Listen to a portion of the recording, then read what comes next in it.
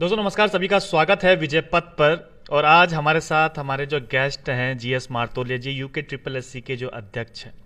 हालांकि ये इंटरव्यू में लाइव करना चाह रहा था क्योंकि अमूमन हम लोग लाइव करते हैं ताकि आपके जो सवाल हैं वो भी हम लोग ले सकें, लेकिन यहाँ पर कनेक्टिविटी ना होने के कारण हम लोग लाइव आज नहीं कर पाए। उसके लिए क्षमा प्रार्थी हैं सर। पहले तो आपका बहुत बहुत स्वागत है और बधाई के पात्र भी हैं सर आप, क्योंकि हम लोग जब से यूके ट्रिपल एससी में लगातार वीडियो वीडियो भर्ती घोटाले से लेकर तमाम हमने खबर की है, लेकिन जब से आपने चार्ज संभाला है तब से ऐसा मौका नहीं मिल पाया है कि हम लोग यहाँ पर लगातार आ पाएँ।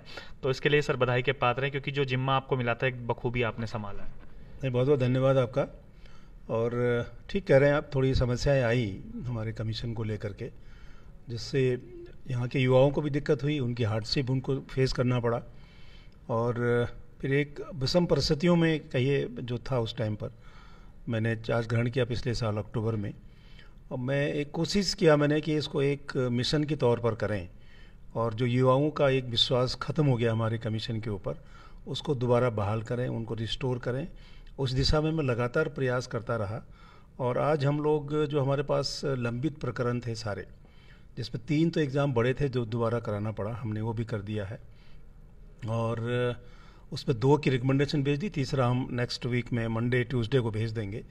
और नए 3 एग्ज़ाम कराए, और पुराने जो हमारे पास 8 एग्ज़ाम थे उसको भी हम लोगों ने बहुत डिटेल में उसकी समीक्षा करके, कानूनी पहलुओं पर देख करके, टेक्निकल चीज़ों को देख करके, कहीं पर कोई अनफेयर मीन्स नहीं कस हुआ उसको सब देखने के पश्चात भी उसका रिजल्ट भी हम लोग करीब करीब हमने कंप्लीट कर दिया है। वर्तमान में हम अब करीब 6 परीक्षाएं हैं जिसको हम कराने के लिए तैयार हैं, जिसमें 2 है जिसमें एग्रीकल्चर और स्नातक स्तरीय में आजकल हमारे फॉर्म भरे जा रहे हैं। और नवंबर से लास्ट नवंबर से हम लगातार फिर फरवरी मार्च तक का हम लोग अपना कैलेंडर जारी कर दिया है, और लगातार एग्ज़ाम हम करेंगे। और हमारी कोशिश यही होगी कि जो जितना मेहनत करे उसका परिणाम मिले। किसी तरह का कोई बदमाशी या कोई करप्शन या भ्रष्टाचार या नकल जैसी कोई चीज़ें न हो, इसके लिए पूरी कोशिश हमारी होगी। सर बदलाव क्या कुछ किए? क्योंकि जिस समय एस राजू जी थे उनके साथ भी कम से कम 10-12 साक्षात्कार किए, जिस समय बड़ोनी जी सचिव थे उनके साथ भी बहुत साक्षात्कार किए। वो भी डेडिकेटेड थे, अपने आप में काम करते थे। लेकिन जो हमने रिजल्ट देखा, क्योंकि हमने वीडियो का जो टॉपर्स थे उनके इंटरव्यू भी लिए थे, वो यूके ट्रिपल एससी की फुल फॉर्म तक नहीं बता पाए थे। जब नेक्स्ट आपके आने के बाद जो रिजल्ट जारी हुआ तो हमने उन टॉपर्स के इंटरव्यू भी लिए, लेकिन वो लग रहे थे कि वाकई में टॉपर्स। तो इस बीच क्या कुछ बदलाव रहा, क्या कुछ बदलाव आपने किया जो पुराने अध्यक्ष और सचिव नहीं कर पाए थे? देखिए, तो कोई भी अध्यक्ष हो, सचिव हो, देखिए कोई भी आदमी नहीं चाहता कि मेरा कार्यकाल खराब हो। हर आदमी कोशिश करते हैं कि मैं बढ़िया काम करूं, और उन्होंने बहुत अच्छा काम किया, इसमें कोई डाउट नहीं है। ठीक है, गलती हुई, उसमें थोड़ी सी लापरवाही भी कह सकते हैं उसको हम, उसका एक नुकसान हमको हुआ। उसमें चाहे पेपर लीक हुआ हो या ब्लूटूथ से नकल हुई हो या मुन्ना भाई जैसे लोग बैठ गए हों, वहाँ थोड़ी सी शायद हम लोगों ने अपनी जो हमारी एजेंसीज थी जिससे हम काम कराते थे उस पर हमने ज़्यादा विश्वास कर लिया, और उसी का परिणाम ये हुआ कि हमें इतना बड़ा नुकसान झेलना पड़ा। इसके साथ हम लोगों ने थोड़ा सा क्वेश्चन का पैटर्न भी चेंज किया है अभी, कि सिंगल लाइनर पहले क्वेश्चन होते थे, उसको हम थोड़ा चेंज किया है हम लोगों ने। और नई संस्कृति पे, कल्चर पे, भाषाओं पर भी हम लोग जा रहे हैं। दूसरा, एक्सपर्ट्स को भी हम रेगुलरली मॉनिटर कर रहे हैं। जो हमारे एक्सपर्ट्स हैं वो एक अच्छे हों और एक क्वालिफाइड हों, वो भी हम कोशिश कर रहे हैं। दूसरा, जो रेफरेंस बुक होती है जो हमारी, जैसे हम कोई क्वेश्चन देते हैं तो सर रेफरेंस बुक भी डालनी पड़ती है। कई बार मैंने ऐसा भी देखा है कि कोचिंग सेंटर पढ़ाने वालों की रेफरेंस बुक को भी लोगों ने कोट किया है, जो ठीक नहीं है। और हमारी कोशिश है कि हमारी अच्छी किताबें हों, एनसीईआरटी की बुक्स हों, अच्छे लेखकों की किताब, अच्छे राइटर की किताब हों, अच्छे हमारे एक्सपर्ट हों। और जो भी क्वेश्चन बनेंगे अब, वो कोई बाहर से पेपर नहीं होगा, उनको अपनी बुक्स अवेलेबल कराएंगे कमीशन में ही। हम अपनी लाइब्रेरी को अपडेट कर रहे हैं। अच्छा। और उसमें अच्छी बुक्स रख रहे हैं, उसी बुक के रेफरेंस से ही क्वेश्चन होंगे, कोई बाहर की बुक का रेफरेंस नहीं होगा। जो कई बार होता ना कि मॉडल पेपर निकाल देते हैं लोग, उत्तराखंड का इतिहास लिखने वाले आजकल बहुत हो गए हैं। तो हम किसी अच्छी किताब को, अच्छे राइटर की किताब को देखें ना, नाम कोचिंग सेंटर की बुक्स को क्यों जाएँ। तो हम लोगों ने ये कोशिश की है कि हमारे बुक्स फाइनल किए हैं अभी तक? बुक्स हो गए, हमारे फाइनल हो गए। हम लोग मोस्टली हम अपने अभी हम लोगों ने काफ़ी नई बुक्स खरीदी हैं। हर सब्जेक्ट में हम नई बुक्स खरीदेंगे, और अच्छे राइटर की खरीदेंगे, एनसीईआरटी की खरीदेंगे। एटकिंसन के गजेटियर भी हम लोग ले लिया, हम लोगों ने हिंदी अनुवाद में, अंग्रेजी अनुवाद आ गए हमारी। तो जो भी क्वेश्चन होंगे ये कमीशन में ही बनाए जाएंगे, एक्सपर्ट यहीं आएंगे, और उनको बाहर से कुछ लेके नहीं आना, बुक्स वहीं हम प्रोवाइड करेंगे।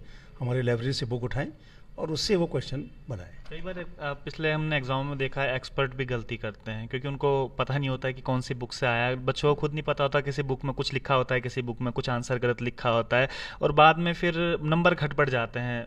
तो उसके लिए भी क्या कुछ किया है जो एक्सपर्ट की गलतियां रहती हैं?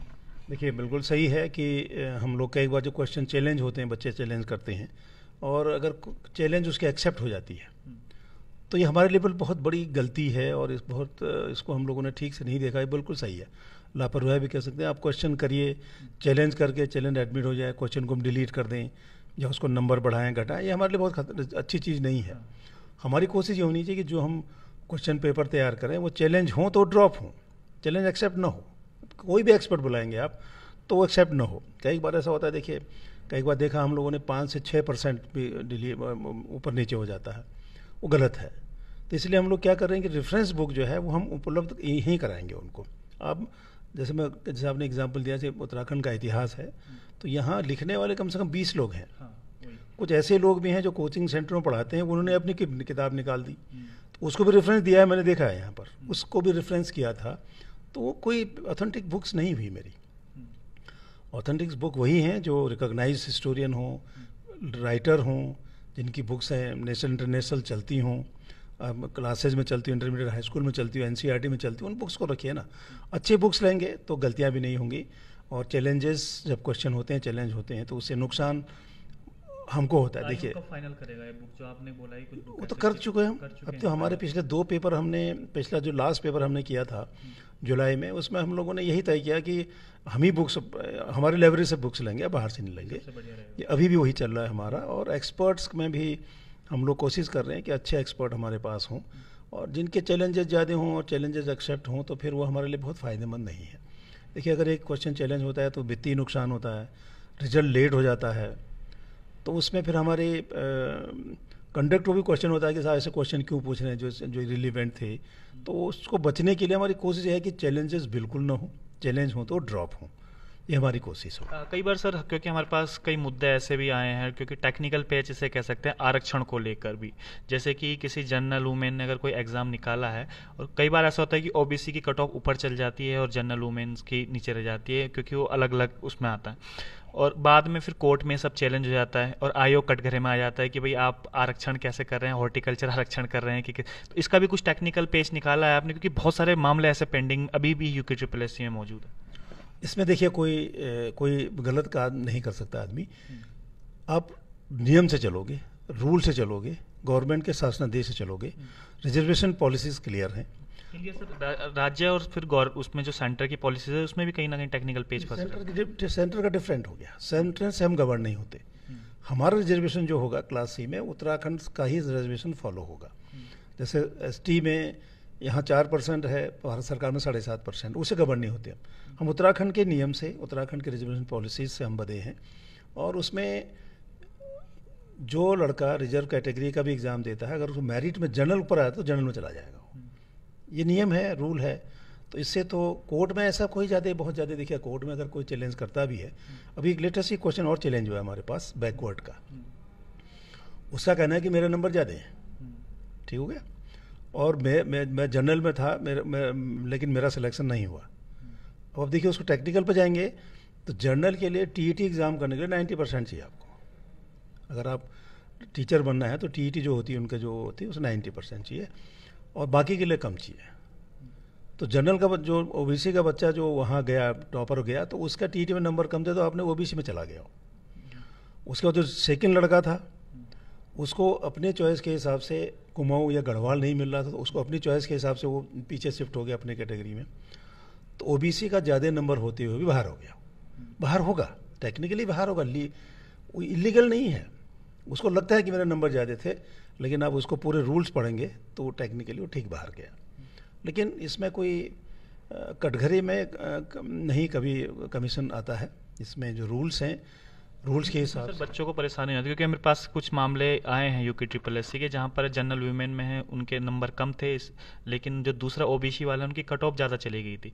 इसके बावजूद यूके ट्रिपल एस ने सिलेक्शन तो कर दिया था, लेकिन कोर्ट के जाने के बाद वो सब सिलेक्शन रुक गया। नहीं सिलेक्शन उसमें मेरी 30% वुमेन में छोड़ दीजिए ना, वो अलग कैटेगरी हो गई है।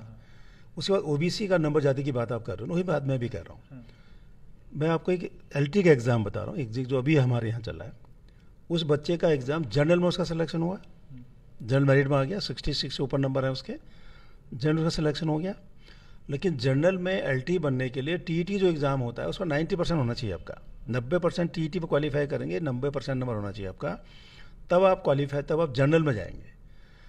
90 से कम है तो आप बाहर हो जाओगे, जनरल से बाहर हो जाओगे। अपनी कैटेगरी वहाँ 85 है, तो 85 में आपका सिलेक्शन हो गया अपनी कैटेगरी में, अपनी कैटेगरी में चला गया। लागू नहीं होती जो उनमें लागू, वो 30% अलग डिफरेंट हो गया बिल्कुल ही, वो 30% बिल्कुल अलग हो गया, वो बिल्कुल अलग 30% में उसमें कोई झगड़ा नहीं है कि वहाँ वो नहीं कंप्लीट करेगा। दो आरक्षण के लाभ मिल पाएंगे, जैसे एक ओबीसी के भी लाभ ले पा रहे हैं, अगर ओबीसी में नहीं हो पा रहा है तो फिर जनरल वुमेन में ले रहे हैं, इस प्रकार से आरक्षण के लाभ नहीं, जनरल का लाभ उसका एक ही मिलेगा।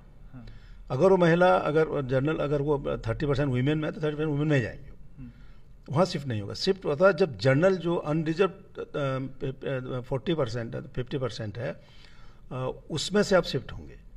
देखिए 50% ऐसे हैं जो अनरिजर्व कहलाते हैं, ठीक है, जो जनरल सीटें मान के चले, जब 100 सीटें निकली तो 50 सीटें अनरिजर्व हो गई। 50 सीट में जनरल भी जा सकता है, एससी भी जा सकता है, ओबीसी भी जा सकता है, एसटी भी जा सकता है, कोई भी जा सकता है। अगर सपोज करें मेरिट 80 गई, 80 के ऊपर में अगर ओबीसी भी है, वो भी जनरल माना जाएगा, वो अपनी जगह से वहाँ चला गया। और वहाँ पर जरूरी नहीं है कि जनरल का लड़का सिलेक्शन हो, कोई भी सिलेक्शन हो सकता है। लेकिन अब वहाँ दिक्कत क्या होती, वहाँ फिर अगर कई डिपार्टमेंट को अगर आप क्लब करते हैं तो उसके बाद चॉइस मांगता है कि साहब मुझे पीडब्ल्यूडी जाना है, सपोज करिए, और उस कैटेगरी वाले को वहाँ पीडब्ल्यूडी नहीं मिलता है, नंबर ज़्यादा हैं लेकिन उससे ऊपर और लड़के हैं तो उसको नहीं मिलेगा, नहीं मिला उसको, तो उसको उठा करके फिर अपनी कैटेगरी में जाएगा पीछे ओबीसी में, जहाँ से वो लड़का, जहाँ उसको उसकी चॉइस मिलेगी, क्योंकि मेरिट से उसकी चॉइस है। तो उधर जनरल से एक लड़का बाहर हो गया और ये लड़का वो ओबीसी में चला गया, ओबीसी लड़का बाहर हो जाएगा, जनरल से लड़का ऊपर आ जाएगा। ये काफ़ी टेक्निकल पैंच था, इसलिए मैं समझना भी चाह रहा था सर से कि एक्चुअल में है क्या, क्योंकि बहुत सारे बच्चे से बड़े परेशान भी होते हैं कि आखिर ये आयोग करके रहा है, लास्ट में कहते हैं कि आयोग में ही कुछ ना कुछ गड़बड़ी इसमें हो रही है। तो टेक्निकल पेज को भी बड़ा समझना जरूरी है। सर कुछ सवाल भी हमारे पास आए थे, हालांकि मैं लाइव में लेना चाहता सवाल, लेकिन मैं आपसे वैसे ही पूछ लेता हूँ, क्योंकि अभी तक कई ऐसे भर्ती रिजल्ट हैं जो नहीं आ पाए हैं, बड़े परेशान हैं बच्चे, कहते हैं कब आखिर आएगा। जैसे वे एलटी भर्ती परीक्षा में कितनों पदों पर आएगी, क्योंकि कैलेंडर में केवल 657 पद दिए गए हैं, जिसमें कुमाऊं मंडल के अधियाचित पद सम्मिलित नहीं है। इस प्रकार के भी सवाल नहीं, कुमाऊं गढ़वाल दोनों के आ गए हमारे पास, और वो बेसिकली अध्याचन तो देखिए डिपार्टमेंट को भेजना है, मुझे कुछ नहीं करना है। और कुमाऊं के गढ़वाल के दोनों आ गए हैं, दोनों के अध्याचन आ गए, तो वो तो हम लोगों ने अपना कैलेंडर जारी कर दिया, उस डेट पे उसके एग्ज़ाम होंगे। अच्छा। इसमें सबसे एक दिक्कत क्या है जो आ रही है लड़कों को, जो सवाल पूछना चाहिए था, जो कला का एग्ज़ाम, पिछला एग्ज़ाम जो होता वो हाई कोर्ट ने ख़त्म कर दिया, माननीय हाई कोर्ट से वो केस ख़त्म कर दिया और दोबारा री एग्ज़ाम करने का उसमें ऑर्डर हुआ है। उस पर अभी डिपार्टमेंट ने कोई एक्शन लिया नहीं है, वो एग्ज़ाम भी होनी चाहिए। वर्तमान जो भर्ती होंगी उसमें सम्मिलित नहीं होगा, कला सम्मिलित नहीं है वो। अच्छा। क्योंकि उन्हें अभी जो निकाला है इन लोगों ने वैकेंसी, जो हमारा अध्याचन दिया है, उसमें कला के 7 या 8 पोस्ट दिए हैं, और 262 के आसपास पोस्ट हैं जो पिछले बार सब होने के बाद स्टे हो गया कोर्ट से, फाइनली कोर्ट ने निरस्ती कर दिया है। तो उसमें दोबारा एग्ज़ाम होगा, या जो भी कोर्ट में जो भी करें, लेकिन उनको करना चाहिए। जो बेचारे जो एलटी करके बीएड करके बैठे हैं उनके साथ ही अन्याय होगा, फिर उनको डिसीजन लें, गवर्नमेंट डिपार्टमेंट डिसीजन ले, एजुकेशन डिपार्टमेंट डिसीजन ले, एग्ज़ाम कराना है नहीं कराना है, या जो हम एलटी के एग्ज़ाम के अनुसार कराना, निर्णय कर लेना चाहिए उनको। इसमें और सवाल आए हैं एलटी को लेकर, मैं पूछ लेता हूँ कि एलटी भर्ती परीक्षा के पैटर्न में बदलाव होगा या पूर्व की भांति 100 मार्क्स का पेपर होगा? नहीं, हमने पूर्व की भांति हम लोग करेंगे। हम लोगों ने डिपार्टमेंट को लिखा है कि अपने नियमावली को चेंज करें और उसके हिसाब से ताकि हम एग्ज़ाम कर पाएँ। नियमावली को चेंज करने के लिए उसमें कहा है। चलिए, कुछ संशोधन वगैरह हुए हैं सर इसमें, और कुछ जो एलटी की तैयारी अभी कर रहे हैं? नहीं, संशोधन कुछ नहीं है। संशोधन देखिए, बेसिकली जो सिंगल लाइनर क्वेश्चन था ना, पहले एक लाइन का क्वेश्चन होता था तो हम कहाँ के रहने वाले हो, मैंने कहा पौड़ी का रहने, ऐसा नहीं होगा। हम मतलब उसमें काफ़ी रीजनिंग वाला होगा, मल्टी लाइनर होंगे जिसमें आपको थोड़ा सोचना पड़ेगा, आईक्यू थोड़ा सा दिमाग लगाना पड़ेगा, उसके क्वेश्चन पर हम जा रहे हैं। सिंगल लाइन को छोड़ के थोड़ा रहेंगे सिंगल लाइनर भी, लेकिन थोड़ा सा और उसको ठीक करने की कोशिश करेंगे, ताकि लोग रीजनिंग में भी बात हो, थोड़ी दिमाग भी लगाएं। ऐसा ना हो कि आंख बंद करके अब टिक करें, थोड़ा सोचें उसको। एक सर वाहन चालक के बड़े मेरे पास मैसेज आए हैं कल से कि सर से ज़रूर ये पूछिएगा कि 1 साल हो गए हैं अभी तक रिजल्ट जारी नहीं हुआ है। नहीं, वाहन चालक में वही जो पिछले बार डिस्प्यूट था उसमें वो एग्ज़ाम भी था, और हम लोग कोशिश करेंगे उसको शायद नेक्स्ट वीक में कोशिश करेंगे कि उसके ड्राइविंग टेस्ट के लिए हम लोग नेक्स्ट वीक में करें। नेक्स्ट वीक में अभी हमारा जो ये स्नातक स्तरीय में बस फाइनल रिकमेंडेशन हम भेजने वाले हैं 2-1 दिन में। अच्छा। उसके बाद नेक्स्ट वाहन चालक का हम लोग कोशिश करेंगे इसी महीने उसका ड्राइविंग टेस्ट के लिए हम जाएँ। वीडियो वीडियो का कब तक होगा जो बचे हुए हैं अभी बाकी? वीडियो का हमारा पोस्टिंग चल रही है आजकल, जल्द फाइनल हो गया है, क्योंकि उसमें कई डिपार्टमेंट हैं, तो उनके चॉइस के हिसाब से उनकी पोस्टिंग हो रही है। अगले 2-3 दिन में शायद हो जाएगा। कई बच्चे ऐसे होंगे कि जो पटवारी एग्ज़ाम भी हुआ था साथ साथ उसमें वो जाएंगे, तो जिन बच्चों के मार्क्स कम रह गए क्या उनका भी सिलेक्शन का चांस है आगे कि उसमें नहीं हो पाएगा? नहीं, वो सब्जेक्ट मेरा नहीं है कि मैं तो जितनी पोस्टें होती भेज दूंगा इनको। अच्छा। ठीक है, उसके कितने ने ज्वाइन किया कितने ने नहीं ज्वाइन किया वो डिपार्टमेंट देखे। डिपार्टमेंट का काम ये है कि कोई भी हम सिलेक्शन करते हैं बच्चों के, तो 1 साल तक वो लिस्ट, वो सूची हमारी प्रभावी रहती है। 1 साल में अगर दोबारा कहते हैं कितने लोगों ने हमारे ज्वाइन नहीं किया तो हम भेज सकते हैं, उसको कोई दिक्कत नहीं है। एक अभी से भेजेंगे जो जिन्होंने एग्ज़ाम पुराने दिए? वही जो है उन्हीं में से 1 साल तक वो प्रभावी रहता है। दूसरा, अभी देखा होगा आपने, एक जियो हुआ है कि एक वेटिंग लिस्ट निकाली जाएगी, लेकिन वेटिंग लिस्ट निकलेगी तभी जब सिंगल एग्ज़ाम होगा। अगर क्लब करते हैं तो उस वेटिंग लिस्ट फिर नहीं निकल पाएगी, और जो सिंगल एग्ज़ाम वेटिंग लिस्ट निकालने का प्रावधान पहले से उसको निकालेंगे हम लोग। जैसे एलटी में भी 25% रिजर्व वेटिंग निकालने का प्राविधान है, तो हम सबसे निपट करके एलटी का 25% वेटिंग लिस्ट भी निकालने की कोशिश करेंगे। डिपार्टमेंट चाहे कोई कुछ ज्वाइन नहीं किया तो उससे वो ज्वाइन करा सकते हैं।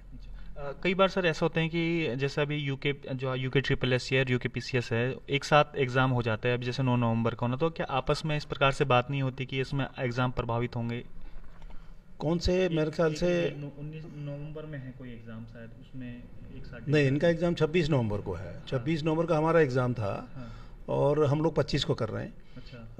देखिए, थोड़ा सा अभी लोगों ने, देखिए पब्लिक सर्विस कमीशन ने भी थोड़ी जल्दीबाजी तो नहीं कहूँगा, उनका कैलेंडर जारी हो गया था कि किस डेट को का एग्ज़ाम होंगे उनके, उसी हिसाब से हम अपना डेट फिक्स किया हम लोगों ने।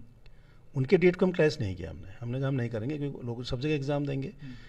इसी बीच इन लोगों ने अपने एग्ज़ाम को रीशेड्यूल किया, पब्लिक सर्विस कमीशन ने। उन्हें कम से कम हमारे कैलेंडर को देखना चाहिए था, तो इससे वो दिक्कत हो सकती है कहीं पर आ रही हो।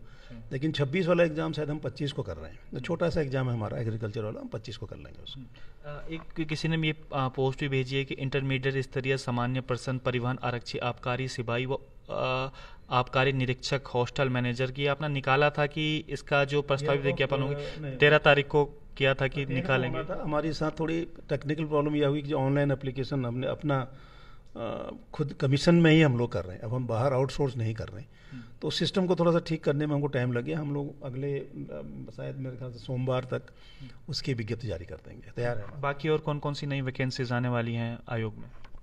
स्नातक स्तरीय चल ही रहा है, फिर इंटरमीडिएट स्तर के 2 एग्ज़ाम हैं, एक जो आपने बताया अभी वो है, एक टेक्निकल टाइप का है, उसके बाद व्यायाम टीचर हैं, व्यायाम टीचर के बाद फिर एलटी के टीचर हैं। इनका फिर हमारा दिसंबर तक का हम लोगों ने कर दिया है, और अप्रैल तक हम सारे एग्ज़ाम निपटा लेंगे इसको। तकरीबन कितनी वैकेंसीज होंगी? वैकेंसी सबसे ज़्यादा एलटी में है, 600 के ऊपर है। अगर ये होता है तो 1000 के ऊपर चली जाएगी। और बाकी डिपार्टमेंट में जो इंटरमीडिएट स्तरीय हैं उसमें 260 के आसपास हैं, और ग्रेजुएट लेवल पे भी करीब 250 के आसपास हैं। ओवरऑल लगा 2-2.5 हज़ार का वैकेंसी होना चाहिए। 2-2.5 हज़ार जी। अभी पुलिस की भर्ती का भी चल रहा है, लेकिन अभी उसमें थोड़ा सा एक्ट चेंज होना था, देख रहे होंगे। उसके बाद अगर वो आती है तो 1,500 करीब वो भी होंगे, वो शायद कराना पड़ेगा। इसमें मैं कुछ और सवाल भी पूछ लेता हूँ, जो क्योंकि हमने कल डाला था इंटरव्यू 12 बजे हम लोग लाइव करेंगे, लेकिन लाइव हम लोग कर नहीं पा रहे हैं, इसलिए Uttarakhand police waiting list 250 plus post खाली है, तो उसके बारे में कुछ आया है कि भरेंगे कि किस तरीके? नहीं, वेटिंग लिस्ट वो जो एग्ज़ाम कराया था वो पब्लिक सर्विस कमीशन ने कराया था, उसके वेटिंग की बात हो रही है। मैं कह रहा हूँ फ्रेश भर्ती जो हमारी हुई है, जो 1300 करीब है, और 300 करीब और होने, तो 1500 के आसपास भर्ती, फ्रेश भर्ती होनी है। अगर वो शायद हमको कराना पड़े, अभी उस पर कोई डिसीजन नहीं हुआ है, अभी वो पब्लिक सर्विस कमीशन के पास है। और एक्ट में अमेंडमेंट होता है तो शायद हम लोग कराएंगे उसको।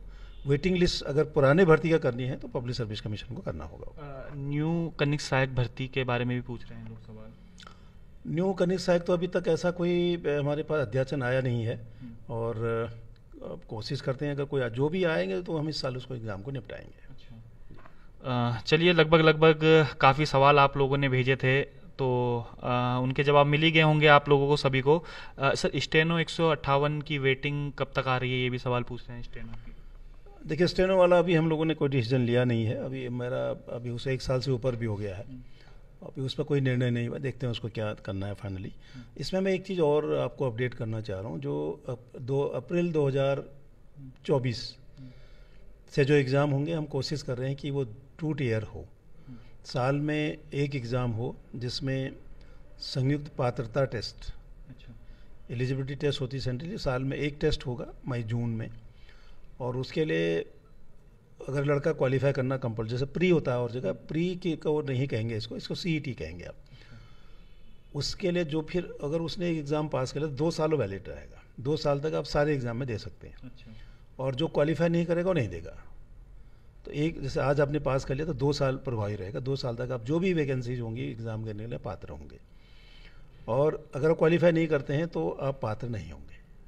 तो उसके लिए हम कोशिश कर रहे हैं, करीब करीब सभी स्टेट में ये व्यवस्थाएं हैं। और उसका सबसे बड़ा एडवांटेज क्या है कि आज देखिए, हम लोग कई फेज़ में एग्ज़ाम कराते हैं, कई बार देखा होगा बंदरोगा में हमारे यहाँ हमने 18-19 फेज़ में एग्ज़ाम कराया, उतने ही डिस्प्यूट पैदा हुए उसमें।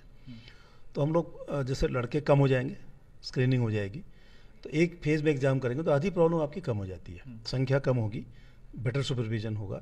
तो सीईटी का हम लोगों ने गवर्नमेंट को भेजा है, और हमारी कोशिश होगी कि सीईटी हो। कई सवाल ये भी एलटी में पूछ रहे हैं कि 2021 और 23 बैच के स्टूडेंट को भी मौका मिलना चाहिए। 21-23 का मतलब मैं समझा नहीं। 2021 से 2023 के बैच के स्टूडेंट को भी मौका मिलना चाहिए एलटी में। वो तो जो एलिजिबल है सबको मिलेगा मौका। अच्छा। और बीएड वाले में जो एलटी आर्ट वाले में शायद उन्होंने ये कहा है कि पिछले जो विज्ञप्ति के बीच जिन्हें बीएड किया वो भी एलिजिबल होंगे। अच्छा। ऐसा कुछ कोड का। एसटी और ओबीसी की तकरीबन कितनी सीटें होंगी, ये सब इस प्रकार के सवाल भी आ रहे हैं। नहीं, वो थोड़ा स्पेसिफिक है, वो तो जब हम निकालेंगे विज्ञप्ति देख लें उसको, वो तो उनके डिपार्टमेंट का काम है, रोस्टर के हिसाब से वो भेजते हैं, तो वो तो विज्ञप्ति में क्लियर करते हैं हम लोग कितना होगा। ठीक, लगभग सारे सवालों के जवाब आ चुके हैं। और क्योंकि कई लोग मैसेज भेज रहे थे, और अगर लाइव होता तो मैं आपके सवाल डायरेक्ट पढ़ के भी सुनाता सर को, लेकिन वो नहीं मैं पढ़ पाया क्योंकि लाइव नहीं कर पाए हम लोग। और लगातार जितने भी आप सवाल पूछ रहे थे कि किस किस की वेटिंग लिस्ट है, कौन कौन सी नई वैकेंसीज आ रही हैं, लगभग सभी के बारे में बता दिया है। कुछ और अपडेट देना चाहेंगे सर, कुछ और इसके अलावा कुछ छूट गया हो? देखिए, छूटा कुछ नहीं है, मेरा तो एक ही मैं बार बार अपील करता हूँ बच्चों से, लड़कों से जो मेहनत कर रहे हैं, आप मेहनत करो बस। लेकिन उसका देखिए मेहनत का परिणाम हमेशा अच्छा होगा, कभी शॉर्टकट मत मारिए। शॉर्टकट कब होगा? देखिए, आपने जो पुरानी भर्ती में पैसा देके भर्ती करने की कोशिश की, अब गरीब आदमी हो, घर में 2-4 बीघा ज़मीन है, बेच दिया आपने, जो भी करा आपने, गया ना पैसा आपका, दीवार और हो गए भर्ती से। तो कभी शॉर्टकट नहीं। देखिए, शॉर्टकट का परिणाम हमेशा नुकसानदायक होता है। अपने पर विश्वास करो, अपने मेहनत पर विश्वास करो, पढ़ो। और मैं इतना विश्वास दिला सकता हूँ कि हमारे कमीशन जो एग्ज़ाम होंगे उस पर बदमाशी नहीं होगी, पेपर लीक नहीं होंगे, कोई आदमी इस तरह का कोशिश नहीं करेगा कि मैं तुम्हें भर्ती या करा दूंगा। हमारी पूरी कोशिश होगी, इस पर हम लोग बिल्कुल दृढ़ संकल्पित होंगे कि अपना काम करेंगे। बच्चे अपने मेहनत विश्वास करें, मेहनत करें, और मेहनत का परिणाम उनको अच्छा मिलेगा। और कभी देखिए, शॉर्टकट जो गया वो हमेशा नुकसान में पाया। हम पर विश्वास करिए, हम आपको बिल्कुल इतना श्योर करते हैं कि हम बदमाशी नहीं होने देंगे, और आपके रिजल्ट के हिसाब से, आपके मेहनत के हिसाब से आपको परिणाम देंगे, ये हमारी कोशिश होगी। और अच्छा करोगे, अच्छा मेहनत करोगे, अच्छा परिणाम होगा। और सब्र भी कभी, पेशेंस भी कभी रखना होगा। एक चीज़ और भी है, क्योंकि कई बच्चों के डाउट होते हैं, वो आयोग आते हैं, क्योंकि बड़े दूर दूर से लोग आते हैं यहाँ पर, सुदूर पहाड़ों के, एक दिन लगता है उन्हें आने, लेकिन आयोग से उन्हें उस प्रकार, क्योंकि गेट के अंदर नहीं घुसने दिया जाता, कई सारी चीज़ें होती, तो कोऑर्डिनेशन वो नहीं मिल पा रहा है, या ट्रांसपेरेंसी उस प्रकार से नहीं हो पा रही है। तो उसके लिए भी कुछ सोचा है कि क्या कुछ होगा? मैं बाहर देख रहा था, उसमें लिखा हुआ प्रतिबंधित क्षेत्र, यहाँ पर फोटो खींचने मना है, जैसे कि ना जाने क्या संदिग्ध यहाँ पर चीज़ें हो रही हो। तो इस प्रकार से क्यों है? देखिए, ऐसा है ना कि कमीशन सभी जो ये प्रतिबंधित प्रोविडेड एरियाज हैं ही हैं। देखिए, यहाँ पेपर भी हैं हमारे पास, यहाँ हमारे क्वेश्चन पेपर भी बनते हैं, यहाँ हमारी स्कैनिंग भी होती है, तो प्रतिबंधित है ही है। और जहाँ तक लोगों की क्वेरीज़ का प्रश्न है, यहाँ तो देखिए वैसे उत्तराखंड में सबसे बढ़िया क्या है ना, देखिए आप किसी और स्टेट के कमीशन को जाके देख लीजिए। आप चेयरमैन से बात करना बड़ा मुश्किल, आप मुझसे बात करना मिलना तो बहुत बड़ी बात है। आप मिल के देख लीजिए। यहाँ इतनी लिबर्टी है लोगों को, मुझे फ़ोन करते हैं कि साहब उसकी वेटिंग लिस्ट कब निकाल लो, मुझे फ़ोन करते हैं वो कहते हैं साहब उसका रिजल्ट क्यों विलम्ब हो रहा है, मुझे बताओ आप। सीधे फ़ोन करते हैं। और मैं जब से आया हूँ मैं हर बच्चे से मिला जिसके बच्चे की परेशानी थी, किसी को नहीं रोका गेट पर। हाँ, ये नहीं होना चाहिए कि साहब मैं गेट खोल के चले आऊँ अंदर, वो नहीं होना चाहिए। आप आएँ, गेट पर आएँ, गेट से बात होती है हमारी, हम कहते हैं बुला लो, हम बात करके चले जाते हैं। हाँ, ये नहीं कि साहब 50 आदमी की भीड़ लगी, कोई ज्ञापन देने का तो काम है नहीं। अपनी परेशानी सुनो, आपकी समस्या हम सुनेंगे और मैं सुनता हूँ।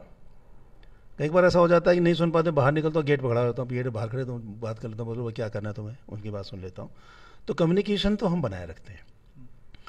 बच्चों के साथ कम्युनिकेशन बिल्कुल लगातार बनाए रखता हूँ मैं नहीं होता तो हमारे सेक्रेटरी मिल लेते हैं, जो भी हम अवेलेबल रहते हैं। मैं होता हूँ तो मैं सबसे मिलता हूँ और मैं रेगुलर बैठता हूँ ऑफिस में।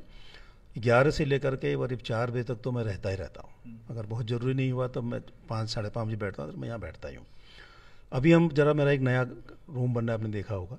यहाँ पर हम लोग प्रॉपर एक रिसेप्शन बना रहे हैं और वहाँ पर हम रेगुलरली करीब 16 घंटे में आदमी बैठेगा मेरा। एक हेल्पलाइन चालू कर रहे हैं, कोई दिक्कत है वो बताएगा उसको, उसका काम होगा कि यहाँ से पता करके उसको ब्रीफ करें। अगर वो ब्रीफ करके संतुष्ट नहीं होता है तो फिर वो बताएं कि साहब किससे मिलना है, उसको मिलाएंगे। कुछ हेल्पलाइन इस प्रकार के बना रहे हैं ताकि डायरेक्ट बच्चे यहाँ पे कॉल कर सकें। हाँ, वो नंबर बना रहे हैं, बाहर हमारा काउंटर तैयार हो रहा है, तो वहाँ बैठेंगे लोग। अब सुबह से बैठेगा, शाम जब तक दफ्तर बंद है वहाँ प्रॉपर बैठेगा। एक बड़े मतलब प्रॉपर बाबू लगाएंगे, रजिस्टर होगा, उसने कहा मिस्टर ए उसने क्या बताया, उसको आपने क्या जवाब दिया, वो शाम को सुबह हमारे पास पुट अप करेगा। कोई चीज़ ऐसी टेक्निकल वो नहीं बता पा रहा है तो हमसे पूछे और उसको ब्रीफ कर दे। इसके बाद भी अगर कोई सॉल्यूशन नहीं होता है तो फिर हम लोग तो बैठे ही हैं। और हम लोग कम्युनिकेशन पर विश्वास में करता हूँ और लोगों से मिलना, उनकी परेशानी को सुनना चाहिए। देखिए, जो आपने कहा दूर से आया परेशान वैसे है, हम उसको गेट से धुतकार दें, वो अच्छी बात नहीं है। तो हम सुनते तो हैं, कोशिश करते हैं उनको सुने। और मेरे ख्याल से जब से मैं आया हूँ, मैंने तो शायद ही हो, चाहे कोई दिन ऐसा न बचा हो शायद मैं लोगों से न मिला हूँ या मैंने उनको बाहर किया हो। मैं सबसे मिलता हूँ, आओ अपनी बात करो। जिस समय सर आरबीएस रावत थे, एक सवाल मेरे मन में भी उठ रहा है। जिस समय आरबीएस रावत थे यहाँ के अध्यक्ष थे, तो उस समय एक वीडियो भर्ती घपले के लिए एक जांच कमेटी बनी थी, 2016 में थी, उसमें से भी आप थे। तो क्या उस समय जांच सही नहीं हो पाई थी, क्योंकि कोर्ट को इसमें हस्तक्षेप उस समय करना पड़ा था, तब जाके थोड़े जांच आगे बढ़ पाई थी? कोर्ट ने क्या हस्तक्षेप किया था उसमें? कोर्ट ने बोला था कि भाई जांच क्यों नहीं बढ़ पा रही आगे, तो कोर्ट ने उस समय हस्तक्षेप किया। ये गलत बात है, कोर्ट ने कोई हस्तक्षेप नहीं किया। और उसमें एक प्रशासनिक जांच हुई थी पहले, जो मेरी जानकारी में था उस टाइम पे। उसके बाद एसआईटी बनी। एसआईटी का रिपोर्ट हम लोगों ने 4 महीने में 3 महीने में सबमिट कर दिया था। और उसमें कोर्ट ने कभी ये नहीं कहा कि क्यों नहीं कर रहे। हमें कभी नहीं बुलाया उन्होंने, कभी नहीं। हो सकता है कि किसी ने कोई उसमें कोर्ट में तो वो गए थे साहब हमारा जिन्होंने पास जो लड़के मेहनत किया उनका रिजल्ट निकालो। सेग्रीगेट करने की बात वहाँ भी तब भी कही थी लोगों ने, और कोर्ट ने कहा ना सेग्रीगेट नहीं होगा, री एग्ज़ाम होंगे। तो री एग्ज़ाम हुए थे, वो कोर्ट ने किया था। लेकिन जांच जल्दी करो ऐसा कोई आदेश मेरे जानकारी में नहीं है, क्योंकि हमारी रिपोर्ट मेरे ख्याल 3 या 4 महीने में हमने कंप्लीट करके दे दिया था गवर्नमेंट को। फिर गवर्नमेंट ने कब तक क्या क्या किया वो गवर्नमेंट जानती होगी। अब वर्तमान का रिजल्ट आपको पता ही है। और फिर शायद वो विजिलेंस को चली गई, हमारी रिपोर्ट फिर विजिलेंस को भेजी उन लोगों ने, भी विजिलेंस में क्या हुआ पता नहीं। फिर फाइनली उसमें जब ये सब बवाल हुए तो अभी आया, तो उसी पर FIR हुई, उसी रिपोर्ट के हिसाब से। आपको नहीं लगता कि उस समय अगर ढंग से जांच हो जाती तुरंत, जो आज के समय में ये वीडियो भर्ती घोटाले खुले हैं, तो शायद वो पहले ही खुल जाते? नहीं, उसमें तो जो हम लोगों ने भेजी, कभी उस पर जाइए आप। जो हम लोगों ने रिपोर्ट भेजी कभी उसको पढ़िए। अच्छा।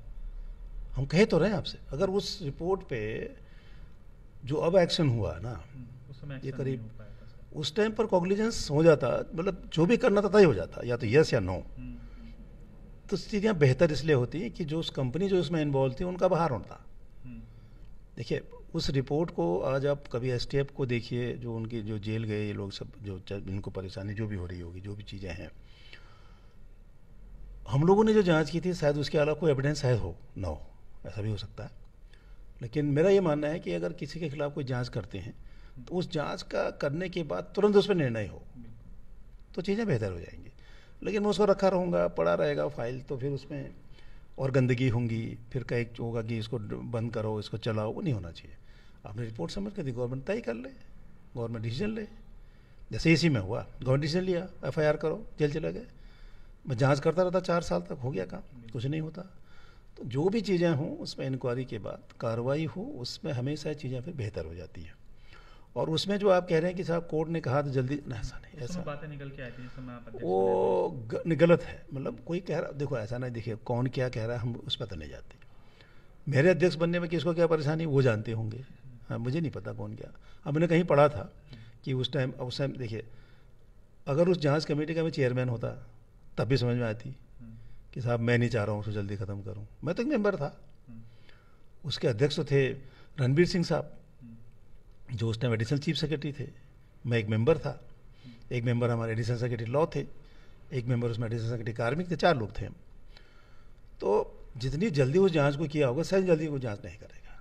कभी आप उस पर जाइए ना, इस पर मत जाइए किसने क्या कहा, उसको डिटेल पकड़िए। कभी हमारे पास ही पड़ी है वो, अभी आप आके देखा मैंने यहाँ फाइल, क्योंकि हमारी इनकी फाइल थी तो यहाँ पड़ी है। जब आया मैंने देखा उस फाइल में क्या क्या हुआ।